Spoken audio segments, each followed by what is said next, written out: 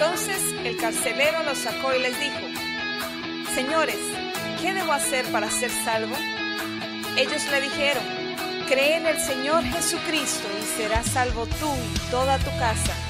Y le hablaron la palabra del Señor a él y a todos los que estaban en su casa. Este es el pastor Alan Rodríguez de la iglesia Fuente de Vida en Ciudad Colón, San José, Costa Rica. Esperamos que seas bendecido por esta palabra.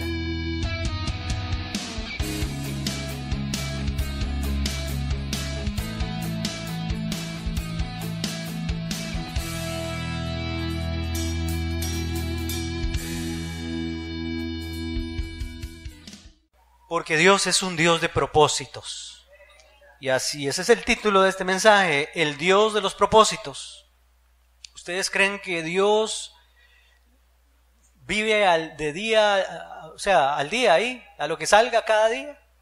No, Dios no es así. Dios, como es todopoderoso, omnisciente y omnipresente, Él sabe todo. Sabe el final de la película. Y entonces se vale de esa cualidad que tiene Dios de saber el futuro y conocer todas las cosas para poder acomodar las cosas en el caminar y cumplir sus propósitos y también participarnos a nosotros de sus propósitos. Porque eso quiere Dios, hacernos partícipes a nosotros de sus propósitos. Ese es el Dios que tenemos. El Dios de los propósitos. Isaías capítulo 46, versículo 9 al 10, dice: acordaos de las cosas pasadas desde los tiempos antiguos. Eso está diciendo Dios por medio de Isaías. Acuérdense de las cosas que pasaron. Porque yo soy Dios y no hay otro Dios. No hay otro Dios. Y nada hay semejante a mí. Y dice el 10. Que anuncio lo por venir desde el principio. Eso es para que sepamos que Él es Dios y que Él todo lo sabe y que Él todo lo prepara también para el bien de nosotros. Nada se le sale de la mano a Dios, nada se le sale de control a Dios. Anuncio lo por venir desde el principio y desde la antigüedad lo que aún no era hecho. ¿Qué digo? Mi consejo permanecerá y haré todo lo que quiero. Eso dice Dios. ¿Qué versículo? Esos dos versículos. Ese es el Dios que tenemos. El Dios de los propósitos. Y la Biblia está llena de pruebas de que este Dios que dijo esto aquí en Isaías, lo dijo porque lo ha cumplido. Hay un sinnúmero de pruebas en la palabra de Dios para que usted le pueda enseñar a otras personas. Mire lo que dijo Dios aquí, aquí se cumplió. Mire lo que dijo Dios aquí 700 años antes, aquí se cumplió. Mire lo que dijo Dios aquí 1000 años antes, aquí se cumplió. Mire lo que dijo Dios aquí, aquí se cumplió. Y hay cumplimientos y cumplimientos. ¿Para qué ir a buscar Nostradamus? Un cristiano ahí, un día lo encontré yo con el libro Las profecías de Nostradamus. ¿Pero qué es eso? ¿Cómo? ¿No hay suficientes profecías en la Biblia para que vaya a leer la Biblia, a estar buscando ahí en otras cosas que no tienen nada que ver? Entonces, hay muchas formas de demostrar que este Dios es verdadero y que hace lo que Él se propone. Lo hemos visto en la palabra. Bueno, el Dios de los propósitos, en Hechos capítulo 13, versículo 22, dice así: quitado le levantó por rey a David. Quitado está hablando de Saúl. Eso lo dice el apóstol Pablo. De quien dio testimonio, de quien dio también testimonio diciendo: he hallado a David, hijo de Isaí, varón conforme a mi corazón, quien hará todo lo que yo quiero. Qué lindo ese versículo. ¿Por qué David era conforme al corazón de Dios? Porque hacía todo lo que Dios quería. Porque estaba dispuesto a hacer la voluntad de Dios. Pero también implícito aquí está: este muchacho, David, va a hacer todo lo que yo quiero. Porque estamos para cumplir los propósitos del Dios de los propósitos. Los propósitos de Dios, no les puse este versículo aquí que está en Jeremías: mis planes, dice Dios, son de bien para ustedes. Mis planes son buenos para ustedes. Tienen que saber ustedes eso, y yo también. Estamos en las manos de un Dios que quiere lo mejor para nosotros. Él no se va a burlar de nosotros. Él no nos va a ir a hacer andar por un camino para después decir, ya vieron lo que les pasó, y burlarse de nosotros. No, Él endereza nuestras veredas, porque vamos torcidos. Él endereza nuestros caminos cuando nos estamos desviando. Él nos levanta cuando nos caemos. Así hablábamos ahora, o cantábamos ahora. El Dios que tenemos está interesado en nuestro bien. Los planes de Él para nosotros son de bien, no de mal, para que nos vaya bien, dice la palabra. Pues entonces Dios quiere hacer lo que Él se propuso, pero lo que Él se propuso es bueno y agradable y perfecto. Eso dice la Biblia. Su voluntad es así. En el Salmo 138, versículo 8 dice, Jehová cumplirá su propósito en mí. ¿El propósito de quién? De Él. Lo cumplirá en mí. Y no solo ese versículo, les voy a leer porque también tiene otro ahí pegadito. Dice, tu misericordia, oh Jehová, es para siempre. No desampares la obra de tus manos. Perdón, eso es todo el versículo, pero hay una parte que solo leemos. Jehová cumplirá su propósito en mí. Pero esta otra parte, de que es que Dios va a cumplir su propósito en mí, porque Dios es un Dios de misericordia. Y su misericordia es para siempre. No es que hoy está con misericordia y mañana ya no tiene misericordia. No, su misericordia es permanente y podemos confiar en esa misericordia de Dios. Y entonces dice, no desampares la obra de tus manos. Señor, yo soy la obra de tus manos. No me desampares, oh Dios. Debemos entonces entender que Dios desea cumplir en nosotros sus propósitos. Y sus propósitos los podemos dividir. Yo no soy Rick Warren ahí que hizo una vida con propósito ni nada de eso. Pero yo creo que hay dos propósitos principales de Dios para nosotros. El primero es que nazcamos de nuevo, o sea, que conozcamos a Cristo, que tengamos vida eterna. ¿Cómo se nace de nuevo? Cuando yo creo en Cristo, cuando yo me arrepiento de mis pecados y le entrego mi vida a Cristo. No cuando hago una oración ahí, que le llaman oración de fe. No. Hay mucha gente que ha repetido oración de fe y no se convierte. Cuando yo me arrepiento de mis pecados delante de la cruz de Cristo y muero para mí y muero para Dios, y entonces yo resucito con Cristo después de que morí, entonces nazco de nuevo. El Espíritu Santo viene a mi vida y se cumple uno de los propósitos de Dios para nosotros aquí en la tierra. Diga, yo no vivo para mis propósitos. Muy suavecito lo dijeron. Yo no vivo para mis propósitos. Vine a este mundo para los propósitos de Dios. Eso es. Pero yo no soy pastor. No, nadie dijo que usted tenía que ser pastor. Es que yo no soy de esos salmistas. No importa, nadie dijo que fuera salmista, ni nada. Los cantantes que andan ahí cantando en las iglesias o en lugares, no sé. No, usted no tiene que ser una persona de esas, así, con un ministerio específico. No. Todo ser humano nace en este mundo y Dios le permite y le da la oportunidad de conocerlo a Él y que cumpla el primer propósito. El primer propósito es conocer a Cristo como mi Señor. Como mi Señor, no estoy diciendo como mi Salvador, sino como mi Señor. Porque si Jesús no es mi Señor, no puede ser mi Salvador. Pero muchos andan detrás del Salvador nada más. La oferta. Pero no, el Señor dice, quiero que ustedes me reciban como Señor. Cuando yo sea su Señor, puedo salvarlos. ¿Cuándo entiendo que es mi Señor? Cuando yo me arrepiento. Señor, sí, tienes razón, aquí estoy. Soy tu esclavo. Así enseña la palabra. Aquí estoy para servirte. El Señor nos dice, sí, entra al gozo de tu Señor. Te abro las puertas de mi reino. Bueno, pues ese es el primero. Y el segundo es el que nos vamos a enfocar ahora. El segundo es que seamos instrumentos de Él en este mundo. El segundo propósito. O sea, yo vine para aceptar a Cristo y que me salve y para tener vida eterna. Pero ahora soy parte del reino de Dios, de la familia de Dios, y Dios quiere que yo sea un instrumento suyo en esta tierra, en este mundo. ¿Para qué? Para salvar a otros, para llevar las buenas nuevas y para trabajar para el Señor. No solo para salvar a otros, sino para hacerle bien a los demás. Para reflejar a Cristo, para que la gente conozca al Dios de los cielos y tenga vida eterna. Entonces, yo le invito a que usted se haga estas preguntas. ¿Usted sabe cuál es el propósito de Dios para su vida?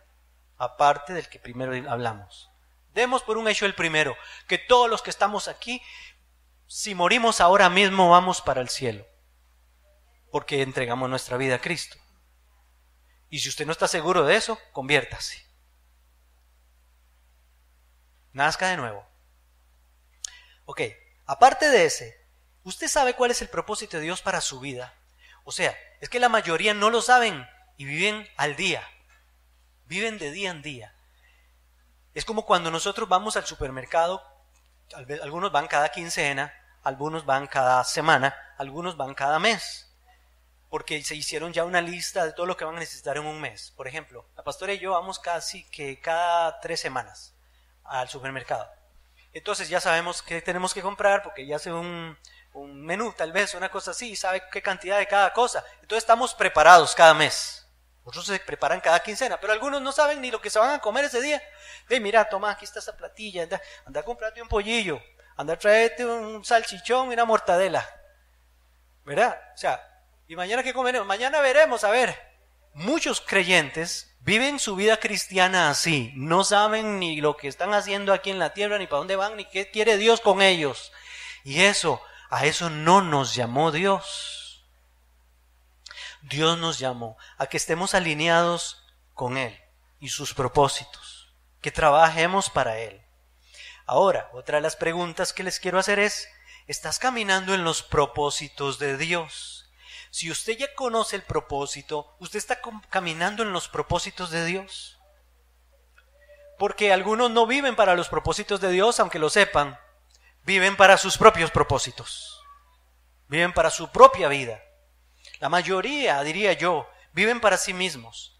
¿Está tu vida, esta es otra pregunta, alineada con esos propósitos de Dios? Porque el cristiano que no se alinea con los propósitos de Dios todavía anda desubicado en esta vida. Está desubicado.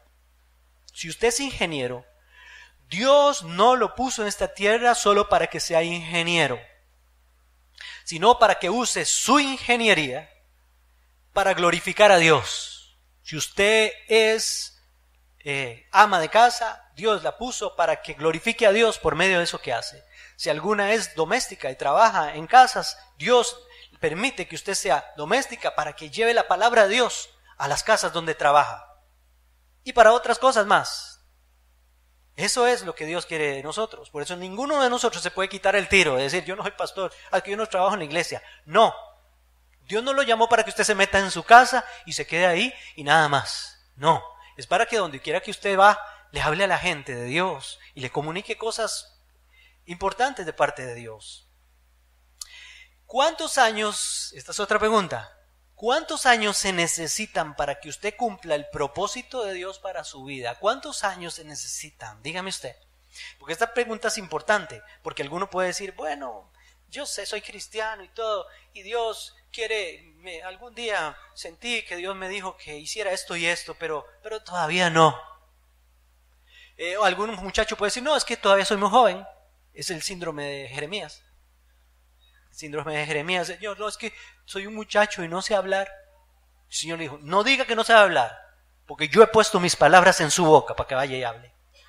Y Jeremías salió y profetizó y hablaba la palabra de Dios. Soy un niño, dice algunas versiones. Parece que Jeremías era un niño. Si Dios usa a un niño, puede usar a un adulto o a quien sea. Entonces, ahora, esta pregunta es porque también tiene esta connotación. Jesús, ¿cuántos años necesitó vivir Jesús para cumplir el propósito de Dios? 33 años. Y qué joven, pobrecito Jesús. El Señor hubiera esperado que tuviera por lo menos 80, porque hubiera vivido 80 años. A Dios no le interesa eso.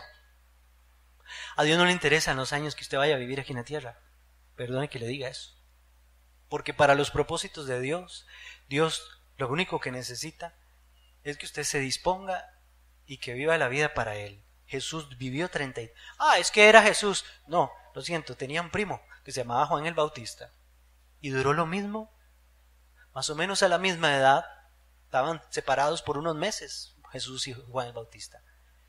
Más o menos a la misma edad, Le cortaron la cabeza a Juan. Ay, Juan pecó, le cortaron la cabeza. No, hizo la voluntad de Dios. Y Dios, seguro del cielo, ay, qué pecado, le van a cortar la cabeza a Juan. No se la corte, ay, se la cortaron. Yo quería que viviera más. No, si Dios lo sabía todo, hermanos. Y Juan el Bautista no estaba en pecado. Fue por denunciar el pecado que le cortaron la cabeza. Pero eso glorificó a Dios. La vida de Juan el Bautista, aunque duró 33 años, glorificó a Dios. Otros en la Biblia duraron más. Noé duró más años. Abraham también. Y Moisés también duró muchos años. Pero lo más importante es saber que estás cumpliendo con el propósito de Dios mientras estás aquí en la tierra viviendo. Les voy a poner algunos ejemplos curiosos, porque parece que algunos a veces nos ganan en cumplir la voluntad de Dios. Y les voy a decir quiénes nos ganan. El burro que llevó a Jesús cumplió su propósito por el cual nació ese burrito, ¿sí o no? Jesús dijo a sus discípulos, miren, vayan allá a aquella aldea y va a haber un burrito ahí amarrado. Está con su mamá, el burrito, desátenlos. Y si alguien les pregunta que por qué están desatando el burro, díganle, el Señor lo necesita. José, el Señor lo necesita. ¿Verdad, José? Eso dijo el Señor. Díganle. O sea, ese burro nació con un propósito. ¿O fue que el burro apareció ahí? De la noche a la mañana, ¡ping! Un burrito. No. El burro nació. Tenía mamá el burro. Y tenía papá. Nació, alguien lo cuidó en un establo, alguien lo sustentó. ¿Quién creen que lo sustentó? El Señor lo sustentó, porque ese era el burro que Dios había escogido para que Jesús se sentara sobre él y entrara triunfante allá en Jerusalén. Bendito el que viene en el nombre del Señor, Hosana al hijo de David. Ahí venía el burro. Todos conocen después la historia que se inventaron del burro, pero esa es aparte. El burro, el gran pez de Jonás, hace unos días hablamos de eso. Dios escogió un pez, lo cuidó y lo guardó. Porque tenía que tragarse a Jonás. Estaba esperando a Jonás. ¿Quién le dijo al pez que se fuera a parar ahí en medio del mar? Ahí, que se quedara nadando. Ya se lo van a tirar. Espérelo. De ese barco va a caer un desobediente. Agárrelo y se lo traga. Manténgalo ahí por 3 días y después yo le aviso y me lo vomitan en aquella playa. ¿A quién le dijo al pez eso? El Señor se lo dijo. Pues Dios tenía guardado ese pez y cumplió su propósito. Después de ahí el Señor le dijo seguro al pez, muy bien, ya basta de tragar profetas, ya no tienes que tragarte ninguno más, ya puedes irte, cumpliste el propósito, hasta luego. Al rato y alguien lo pescó y se lo comieron al pez, ¿verdad? El gusanito, en la misma historia de Jonás, Dios determinó, dice la Biblia, Dios preparó un gusano que se comiera la calabacera. Dios lo preparó. Y el gusano nació y empezó a comerse la calabacera.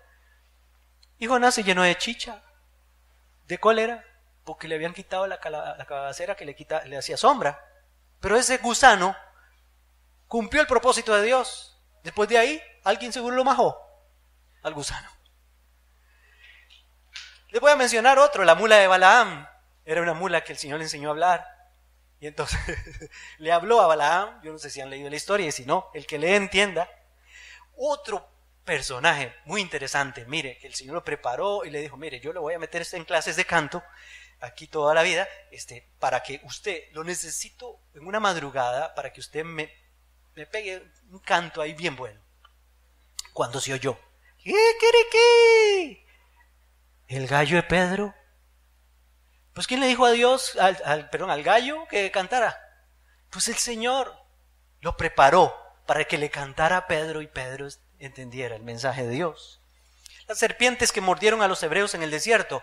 Uy, pastor, pero ¿cómo va a decir? Las serpientes son malas. Sí, aún eso prepara Dios. Hay un versículo, no sé si la pastora lo tiene ahí, está en Proverbios capítulo 16, versículo 4.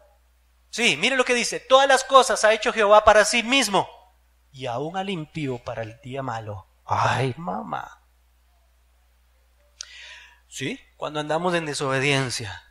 O porque Dios quiere enseñarnos algo, aunque no andemos en desobediencia, nos puede pasar algo que haga un impío para que aprendamos a confiar en Dios, o qué sé yo qué planes tendrá el Señor. Pero aún, mire lo que dice, eso está en la Biblia, no es el Corán, hermanos. No está en el libro Mormón. No, está en Proverbios capítulo 16, versículo 4, en cualquier versión que usted lo lea. Dios se aprovecha de las malas intenciones de los impíos para enseñarnos lecciones también a nosotros. Les puedo hablar a los venezolanos todo lo que están pasando en Venezuela. Que alguien puede decir, uy, ese hombre malo. Sí, pero Dios le está sacando provecho también a eso. A todo le saca provecho Dios. A todo. Para que muchos entiendan los mensajes de Dios. Para que muchos aprendamos a confiar en Dios y no en hombres, etcétera. Tantas cosas que Dios nos puede enseñar. Porque tenemos un Dios que es el Dios de los propósitos. Romanos 8:28, versículo trillado y que todos lo repetimos. Y sabemos que a los que aman a Dios, ¿a quiénes? Los que aman a Dios, estos son los que han creído, estos son los que han nacido de nuevo. Todas las cosas les ayudan a bien. A los que aman a Dios, no les recete eso a la gente que no conoce a Cristo. Este versículo es para nosotros, los hijos de Dios. Todas las cosas, ¿cuántas cosas? Todas las cosas les ayudan. Hay una versión en inglés, porque como yo leo la Biblia en inglés también, dice, todas las cosas trabajan para el bien de los que aman a Dios. Ok, esto es a los que conforme a su propósito, ¿conforme a qué? Al Dios de los propósitos. Su propósito son llamados. Diga, yo soy llamado por Dios. Entonces voy a ser obediente a Dios. Incluso, hermanos, nuestros errores se entretejen para que los planes de Dios se cumplan. Errores también. Sí, Dios se vale aún de nuestros errores. Pregúntele a Moisés, que mató a un egipcio y tuvo que salir huyendo porque sabía que era pena de muerte matar a un egipcio. ¿Qué hizo Moisés? Salió huyendo. Pero Dios se valió del error de Moisés y de su inmadurez y se lo llevó para la universidad. Lo puso en la universidad del desierto a cuidar ovejas de su suegro, ni siquiera eran propias. Para que a los 80 años, eso le pasó a Moisés a los 40, para que a los 80 años Dios lo pudiera llamar y entonces ya lo mandara a hacer su trabajo, sacar el pueblo de Israel de Egipto. ¿Se valió Dios de esos errores? Sí. Pregúntele a Moisés, pregúntele a Pedro. Negó a Cristo, pero Pedro aprendió. Pregúntele a cualquiera. Esto nos enseña a confiar entonces en Dios, nos enseña a confiar en Él. A pesar de nuestros errores, Él nos ayuda, Él nos endereza, Él nos encamina, Él nos levanta. Ay, pero es que pastor, usted no sabe todo lo que yo he hecho. Viera las metidas de patas que he hecho. Viera los errores que cometí, viera las desobediencias. Dios te ayuda y te va a ayudar. Arrepintámonos de esas cosas y sigamos adelante. Ahora, tengo unas cosas interesantes aquí, porque le podemos preguntar a María y a José. Cualquiera diría, ay, qué bonito haber sido José para ser el papá del Hijo de Dios, papá terrenal. O cualquiera podría decir, qué bendición, qué mujer más bienaventurada, como dice la Biblia, de traer al Hijo de Dios. Yo hubiera querido ser como María. ¿Ustedes creen que ese trabajo fue fácil? Cuando leemos en la Biblia, especialmente en Mateo es uno de los que dice más, esto sucedió para que se cumpliera lo dicho por Dios, esto sucedió para que se cumpliera lo dicho por el profeta, etc. En Mateo capítulo 2 encontramos unos versículos que se los voy a mencionar. Versículo 4 dice, y convocados todos los principales sacerdotes, los convocó Herodes, y convocados todos los principales sacerdotes y los escribas del pueblo, les preguntó dónde había de nacer el Cristo. Ellos le dijeron, en Belén de Judea, porque así está escrito por el profeta. Y tú, Belén, de la tierra de Judá, ¿no eres más pequeña entre los príncipes de Judá? ¿No eres la más pequeña? Porque de ti saldrá un guiador que apacentará o regirá, dice aquí entre paréntesis, a mi pueblo Israel. ¿Ves qué linda profecía? Todos nos imaginamos la profecía. Ay, qué lindo, en Belén de Judá.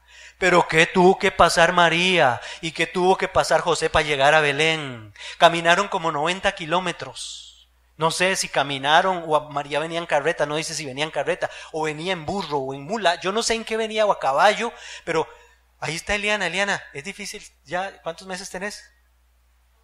8 meses de embarazo. Oiga, una mujer, María no tenía 8 meses, tenía más. Cuando llegó a Belén, dio a luz al niño. Ya estaba en su tiempo. ¿Quién le gustaría andar en burro o caminando o como sea 90 kilómetros o 80 kilómetros que sean, no sé, con ese calor y con todas esas cosas para llegar a Belén porque Dios determinó que fuera en Belén? ¿Ah? Y todavía llegar y tocar ahí, llegaron al hotel principal de Belén, no hay posada para ustedes, vean a ver qué hacen, y empezar a tocar puertas y nadie les abrió, aquí hay un establo, si quieren ahí está el comedero de las vacas, póngalo ahí el chiquito. ¿Fue fácil para María? ¿Fue fácil para José? No, pero dice aquí que ya Dios lo tenía determinado en su plan y Dios lo sabía así. Entonces no digas que qué bonito, no. Las cosas de Dios y cumplir los propósitos de Dios también es complicado y es difícil. Si nos proponemos hacerlo. Voy a seguir leyendo. El versículo 13 dice, después que partieron ellos, está hablando de los sabios de Oriente, que llegaron a ver a Jesús. He aquí un ángel del Señor apareció en sueños a José y le dijo, levántate, toma al niño y a su madre y huye a Egipto y permanece allá hasta que yo te diga. Porque acontecerá que Herodes buscará al niño para matarlo. Y él, despertando, tomó de noche al niño y a su madre de día, de noche. Y se fue a Egipto.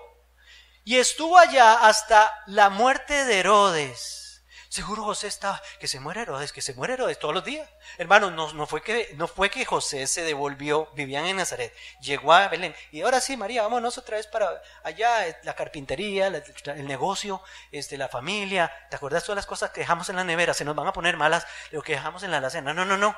Tuvieron que agarrar los chécheres. No podían mandar mensajes de WhatsApp ni nada a la familia que nos tuvimos que ir de sopetón o a la carrera para Egipto.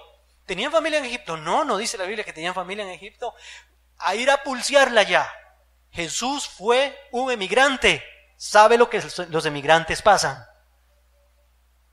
Entonces yo puedo decir, Jesús, yo soy un emigrante. Ayúdame porque aquí donde estoy no tengo nada. Tuve que dejar mi casa, tuve que dejar mi familia, tuve que dejarlo todo. A los emigrantes, el Señor los entiende. Venezolanos, nicaragüenses, colombianos o quien sea emigrante aquí en la iglesia, aquí en este lugar. Estuvo allá, mire lo que dice, hasta que la muerte de Herodes. ¿Para qué? Para que se cumpliese lo que dijo el Señor por medio del profeta cuando dijo, de Egipto llamé a mi hijo. Los propósitos de Dios, el Dios de los propósitos. Y también en el versículo 19 dice, pero después de muerto Herodes, he aquí un ángel del Señor apareció en Egipto a José y le dijo, le apareció en sueños, diciendo, levántate, toma al niño y a su madre y vete a la tierra de Israel, porque han muerto los que procuraban la muerte del niño. Entonces él se levantó y tomó al niño y a la madre y vino a la tierra de Israel. Pero oyendo que Arquelao reinaba en Judea, en lugar de Herodes, su padre, tuvo temor de ir allá, pero avisado por revelación en sueños, se fue a la región de Galilea y vino y habitó en la ciudad de Nazaret, o en la ciudad que se llama Nazaret, para que se cumpliese otra vez lo que fue dicho por los profetas, que habría de ser llamado Nazareno. ¿Fue fácil para José? ¿Fue fácil para María? Díganme ustedes. ¿Es difícil cumplir los propósitos de Dios? Sí, es difícil. Pasamos cosas difíciles, pero Dios siempre va a estar con nosotros. Él promete estar con nosotros en todo tiempo y a toda hora. No es fácil, pero si Dios está conmigo, es llevadero el asunto y tenemos confianza. ¿Fue fácil para la mamá de Moisés separarse de él y echarlo ahí al río? No fue fácil, pero resultó que era ese niño el salvador de una nación. Dios, hermanos, en vez de evitar los males, los permite para hacer algo de acuerdo con sus propósitos. Cada cosa que estamos pasando tiene un propósito. No se desenfoque y crea que Dios un propósito tendrá con esto. Algo, dentro de un tiempo me acordaré de lo que Dios hizo para decir, gracias Señor por lo que hiciste. Aprendí demasiado en ese tiempo.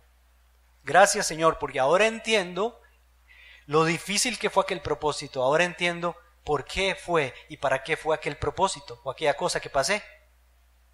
Porque hermanos, esta vida no está diseñada para ser fácil. Y eso es una de las primeras cosas que hay que enseñarle a los niños y a las niñas. A mí no me lo enseñaron.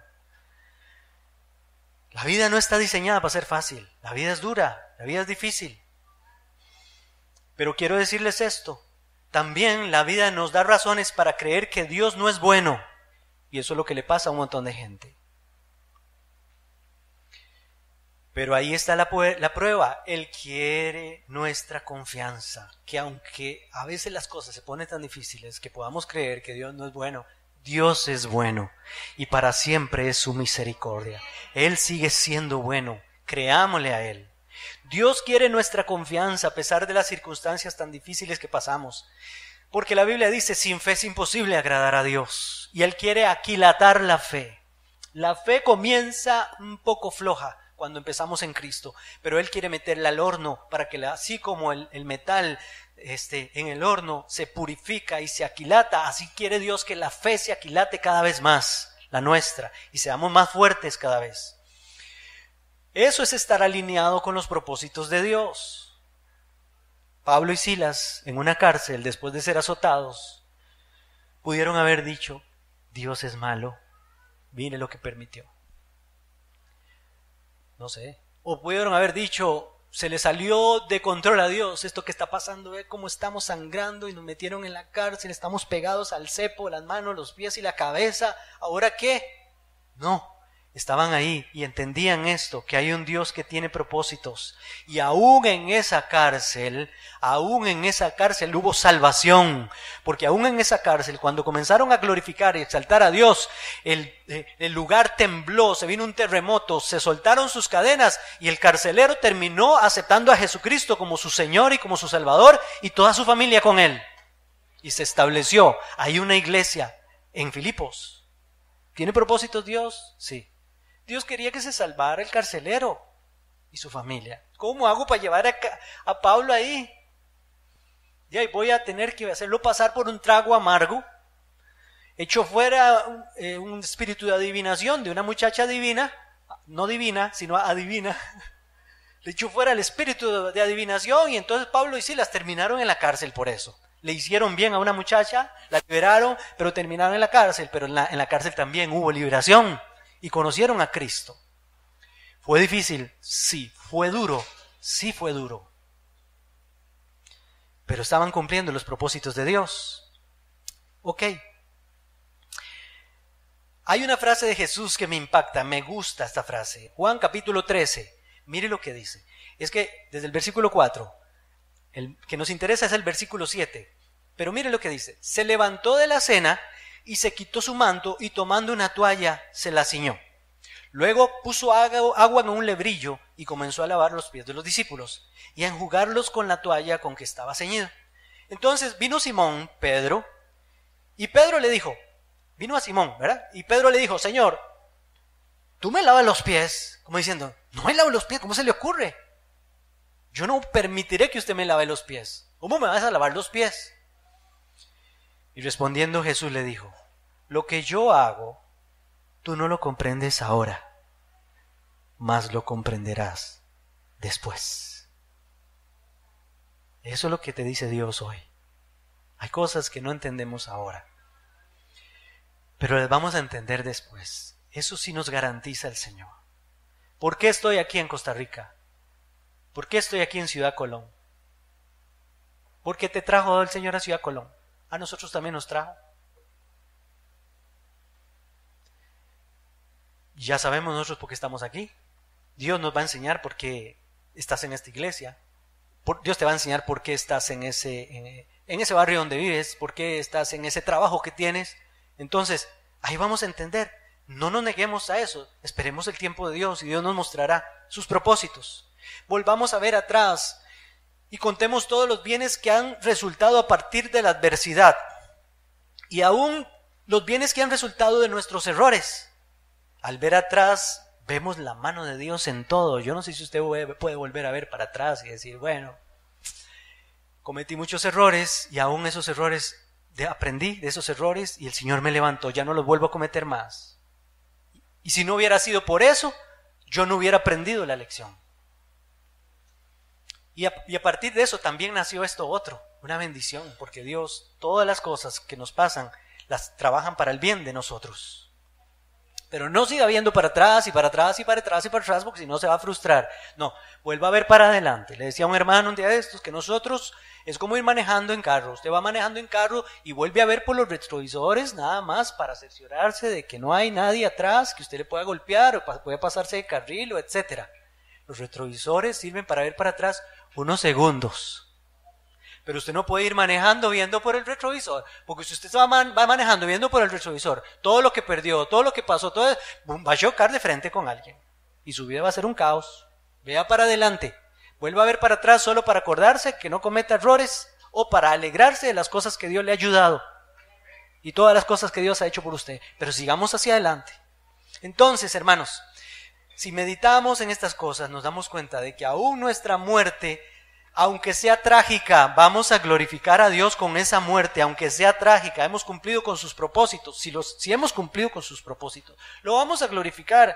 Por eso, hermanos, si nuestra casa no es esta, cuando usted viene a Cristo, usted una de las primeras cosas que tiene que aprender es que usted ya no está para vivir aquí. Usted es peregrino y extranjero aquí en esta tierra. Esta no es su casa. Ya ahora usted es ciudadano de los cielos. Tiene una casa allá arriba en los cielos. Jesús la fue a preparar. Entonces quite su mente de eso, porque usted no fue hecho para vivir aquí por siempre. No se apegue, no se apegue. Y enséñele eso a sus hijos desde pequeños. En San Juan, el capítulo 21, el versículo 18, mire lo que le dice Jesús a Pedro. Pongan atención a esto. De cierto te digo, cuando eras más joven te ceñías e ibas donde querías, le dice Dios a Pedro.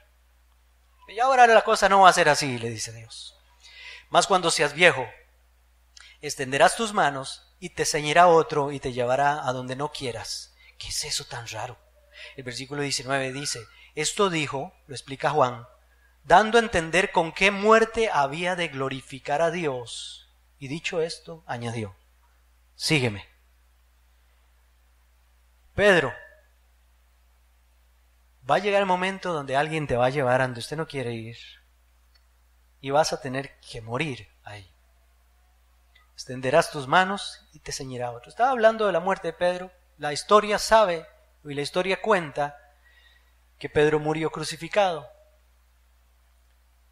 Y que cuando Pedro iba a ser crucificado dijo, no, yo no soy digno de morir como murió mi Señor. Y entonces lo crucificaron con la cabeza para abajo y los pies para arriba. Eso dice la historia. Pero murió ahí de una forma que... ¿Hubiera querido Pedro morir así? No. Todos queremos morir en la cama de nuestra casa, sin ningún dolor y que nos durmamos. ¿Sí o no? ¿Pero esa es la realidad? No, esa no es la realidad, hermanos. El asunto es que yo esté en los propósitos de Dios. Eso me va a dar una alegría y un gozo, que aunque las cosas se pongan difíciles en los últimos momentos, si yo he cumplido con la voluntad de Dios, no me importa a dónde me lleven, no me importa lo que pase conmigo. Yo quiero glorificar y exaltar a Dios hasta la muerte. ¿Cuántos mártires no han muerto por causa de Cristo? ¿Cuántos? Parados en una estaca y quemados vivos. ¿Cuántos desmembrados y de cuánta forma de tortura puede existir, cortada la cabeza, como sea, por causa de Cristo?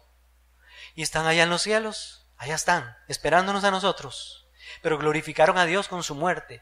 Entonces, los cristianos se mueren, nos morimos. Los cristianos nos dan enfermedades también, ¿sí? Y no todos los cristianos se sanan. No todos se sanan. Debemos seguirle a pesar de todo, aunque la muerte esté determinada en el cumplimiento de ese propósito. Incluso en el propósito puede estar incluida la muerte suya. Por llevarle el evangelio a un lugar, ahí puede morir. A Pablo le dijeron, así van a atar al dueño de este cinturón. El cinturón era de Pablo. Y los hermanos de la iglesia le dijeron, uy, no, Pablo, no vayas a Jerusalén, porque vea lo que acaba de profetizar Ágabo. Era el profeta que dijo eso. Te esperan cosas difíciles, cárceles y aquí que allá, azotes y todo. Y no, Pablo, no vayas. Pablo dice, ¿cómo no voy a ir? Si es la voluntad de Dios que yo vaya. Si me lo acaba de decir el Señor, tengo que ir. Aunque pase lo que pase. Aunque en medio de todo tenga que pasar una situación complicada. Suena trágico, hermanos, pero si ya conoces a Cristo, tenemos lo más importante, la salvación. Luego el tiempo que estemos aquí es secundario. Quiero mencionarles así rápidamente la historia de Job. Todos conocen la historia de Job. Es que puedo mencionarles muchas historias, hermanos. Dios dijo, le dijo a Satanás, bueno, aquí está Job, tóquele los bienes, pero a él no me lo toque. Está bien. Dios lo permitió. Se quedó sin nada Job. Pero no negó a Dios ni renegó de él. Aunque la esposa, que era la ayuda idónea, muy mala por cierto, le dijo, maldice a Dios y muérete, le dijo la esposa. Él no renegó ni nada, dijo, Dios dio, Dios quitó, bendito el nombre del Señor. Y después dijo Satanás, ¿viste lo tu siervo? ¿Viste que déjeme tocarlo? Porque sí, es que como no lo pude tocar, está bien, vaya, tóquelo. Y se enfermó Job, y aún así Job no negó al Señor. Pasó dificultades cumpliendo el propósito de Dios. Sí, le dolió, sí le dolió. Dios lo recompensó. Pero algunos, ya vimos, no tienen esta suerte de Job. Por ejemplo, Satanás tuvo que pedir permiso en el caso de Pedro para zarandearlo. Voy a mencionar aquí uno antes. Santiago murió a filo de espada en Hechos capítulo 12, léalo. Santiago murió a filo de espada, le cortaron la cabeza, aparentemente.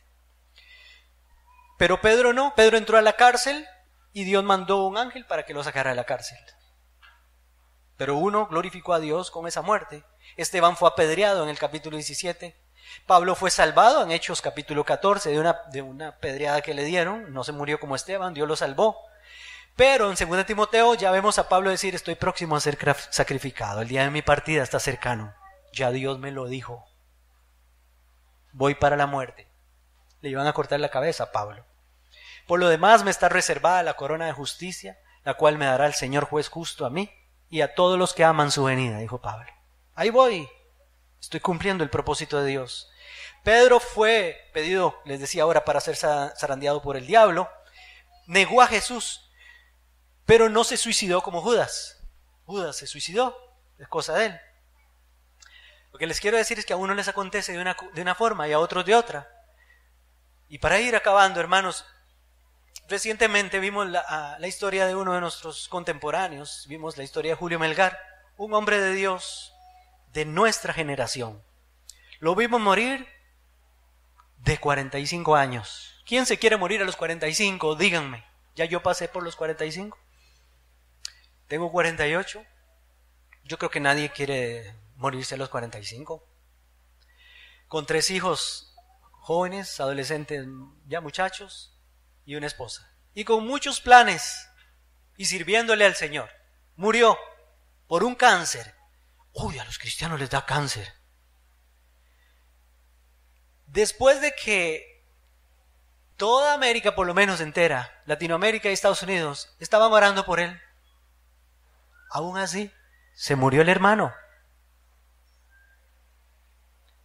¿Oraron con fe? ¿Fue que les faltó fe para orar? No, todos oramos con fe por él. Todos oramos. Todos oramos y queríamos alentarlo y ayudarlo. Pero Dios en su sola potestad había determinado llevárselo. Lo más probable porque ya había cumplido los 2 propósitos de Dios para su vida. Eso es. Primero entregó su vida a Cristo e hizo lo que tenía que hacer. Y aún en su muerte glorificó a Dios porque hemos aprendido muchas cosas a partir de la muerte del hermano. Y una de ellas es esto. Dios se propone hacer algo y lo cumple. Pero si una persona muere sin Cristo, no cumplió ni con el primer propósito ni con el segundo propósito menos. Por eso es que tenemos que hablarles de Cristo. Por eso le animo hoy a que no tema. Si estás alineado con el propósito de Dios y con el Dios de los propósitos, porque eso es otra. Estoy alineado con el propósito de Dios, pero también tengo que estar alineado con el Dios de los propósitos, escuchando su voz. Entonces podemos estar reposados y no pensar en lo que va a venir, porque Dios tiene el control de lo que va a venir.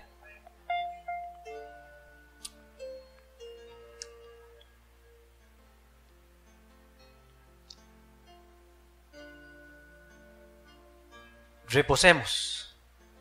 Y si quieres pensar en lo que vendrá, yo le voy a decir en lo que usted va a pensar. El Salmo 16, versículos 5 al 11, dice así: Jehová es la porción de mi herencia y de mi copa. Tú sustentas mi suerte. Ay, si dijeran eso todos los que andan comprando lotería todos los días. Pero su suerte la ponen en la lotería. No. Él es nuestra suerte, por decirlo de alguna forma. El salmista está diciendo esto aquí porque cuando el pueblo de Israel pasó del desierto a la tierra prometida, Dios les había prometido, valga la redundancia, la tierra de Canaán, pero había que repartirla a la tribu de Benjamín aquí, la tribu de Judá acá y así, etcétera, por tribus. Y cuando era repartida también, que cada familia le tocaba una parte de la tierra.